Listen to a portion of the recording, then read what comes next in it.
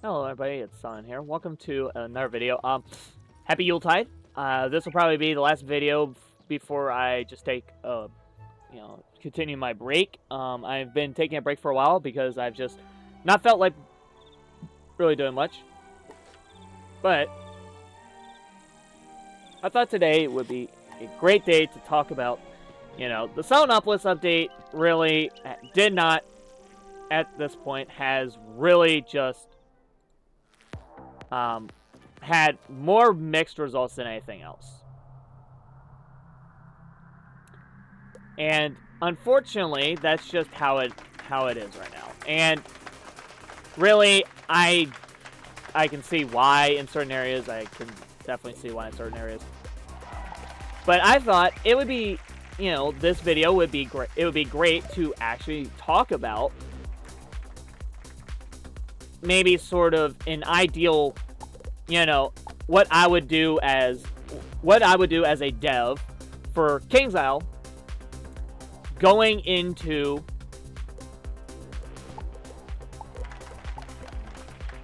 the next few updates, the spring update, summer update, etc., etc. So let's sort of talk about that. Like, as we saw in this update, the unfortunity of Selenopolis and how buggy it was at the start of its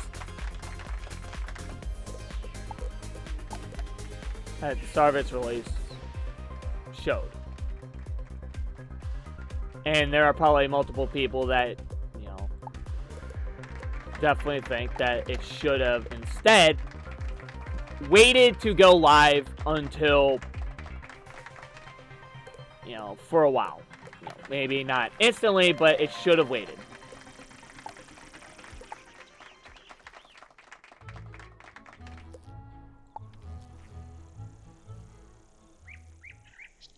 And I sort of agree with that, and I sort of don't. I think certain parts of the update were fine, and I think really the big thing that, that overshadowed a lot of the floppings of, Selenopolis and the spell weaving is the fact that Crocotopia's revamp was probably the best thing out of all of it that happened.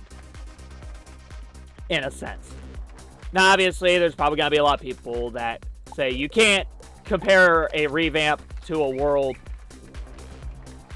You can't compare a revamp to a world and a whole new area are two different things. You can't just go and, compare the two. And, yeah, no, definitely. You can't really compare the two, but as an overall update, the Crocotopia part of the update was probably the only real smooth thing that happened. Because, well, that and maybe the spell weaving and arc mastery tutorials were pretty good, too. But definitely, so now that we've sort of covered what my thoughts were on, my thoughts on what part of the update was sort of the best, let's go over what I would do as a dev for the next few updates. Okay, now this first part is going to be a little interesting because we're going straight to the spring, the big spring update. With the big spring update comes, you probably already figured it out. You probably already know that we'll get our first Arc 5 world. So that will be fun. Don't know what it's going to be. Maybe finally we get to go to Valencia or something. I'm not sure. We'll see though, but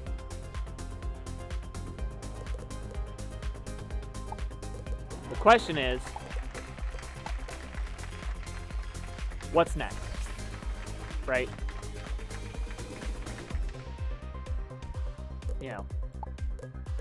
We finally get to figure out who this second Earthborn is and all that, which is going to be pretty cool.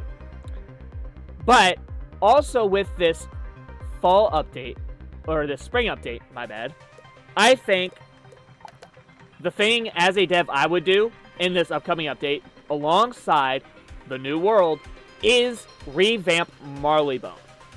The full Marleybone revamp gets shipped out as well.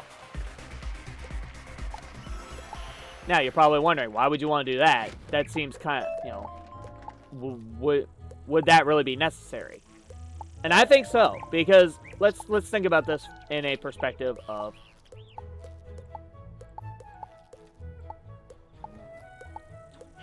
You know, overall, what was the big thing about, you know, Marleybone is one of the most favorited Arc 1 worlds ever. By far, by a lot of the community. So why not give it the revamp it deserves in the next update?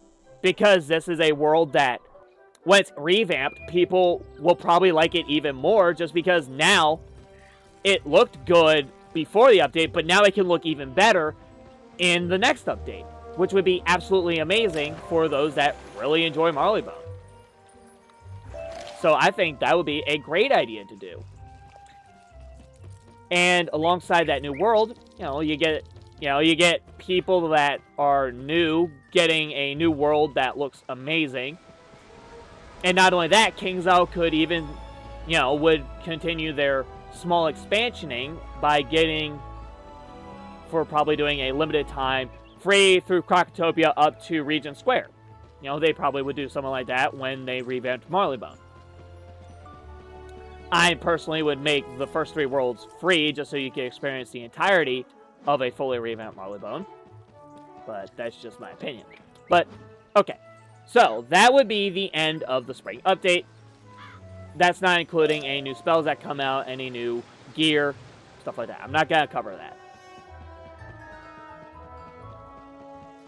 So next, we would be coming to the summer update. Now, this one would be a little interesting for me. As, in my opinion, I think the summer update would be perfect. Now, this is my opinion on it, but my ideal summer update, it's a big one. And it probably won't happen like this, but it's definitely something to consider. Instead of a big, for a while, we had small updates that included Wizard City revamp.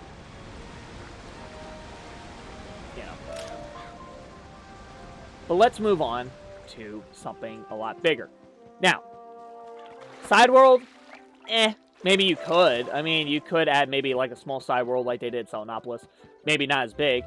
Or even maybe just an entire new world. But I don't think that should be the case. I think the ideal summer update is finish off what you have started. And what I mean finish off what you started is the graphical updates for the first arc. That means Mushu, Dragonspire, Grizzleheim. Boom.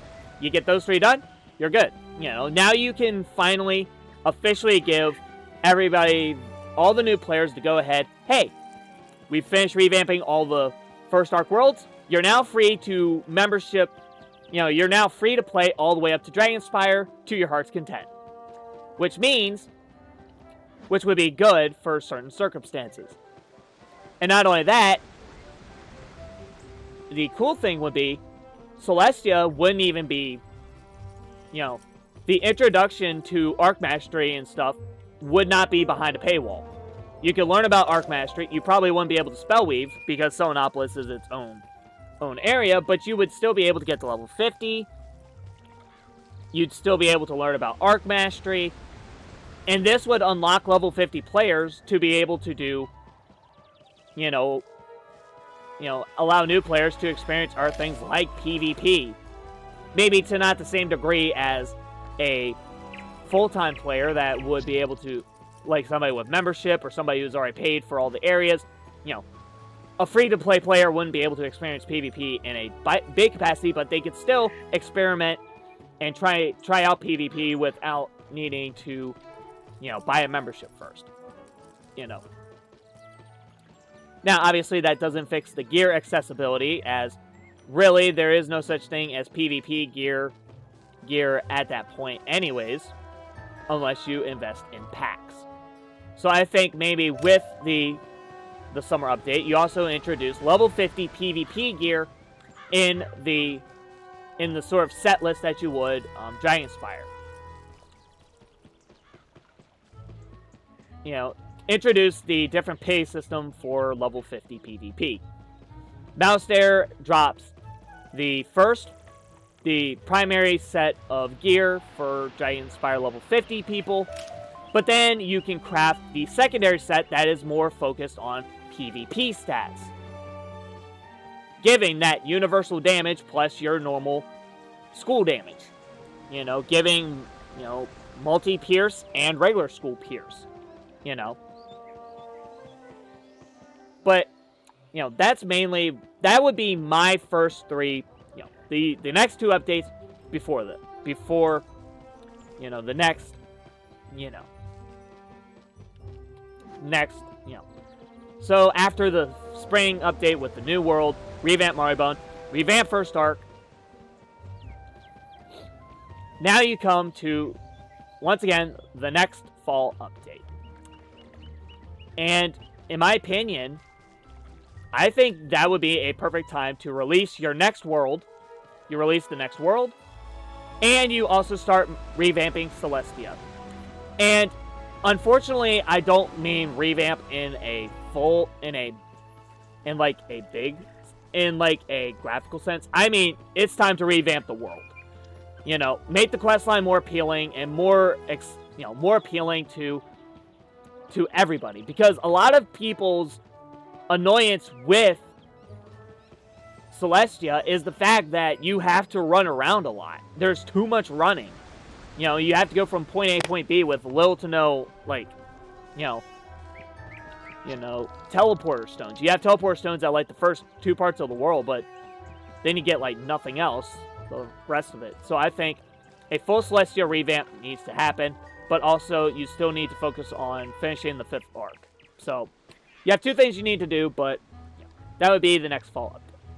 And we're not going to go anywhere past that because, well, we just had our fall update, so we don't need to do something like that. But yeah, so let's sort of recap the ideas. So, first would be spring update. This year's spring update. Revamp Marleybone and the first 5th arc world. And then we move on to summer update. Revamp the final areas of the first arc, including Grizzleheim, not Wintertusk, Grizzleheim, Dragonspire, and Mushu. And then the finally swing back to the fall update. You finally release the second update, the second 5th arc world, and then you would also release the beginning of the Celestia graphical update and possible quest rework.